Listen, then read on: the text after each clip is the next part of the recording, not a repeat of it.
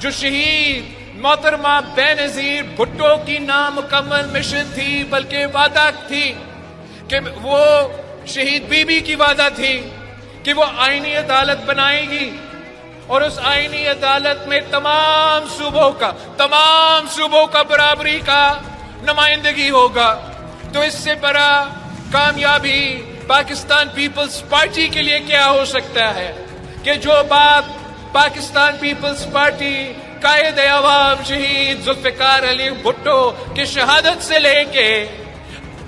مساق جمہوریت تک کہتے آ رہی ہے کہ ہمیں آئینی عدالت چاہیے، ہمیں ایک ایسے آئینی مینڈیٹ چاہیے، آئینی فورم چاہیے جہاں تمام صوبوں کی برابری کی نمائندگی ہو. وہ بھی پاکستان پیپلز پارٹی کی کامیابی ہے کہ 27ویں آئینی ترمیم میں آپ نے وہ کام بھی حاصل کر لیا ہے. آپ کو اس بات کا میں مبارکباد دینا چاہ رہا ہوں. پاکستان پیپلز پارٹی ایک وفاق پرست سیاسی جماعت ہے. شہید محترمہ بینظیر بھٹو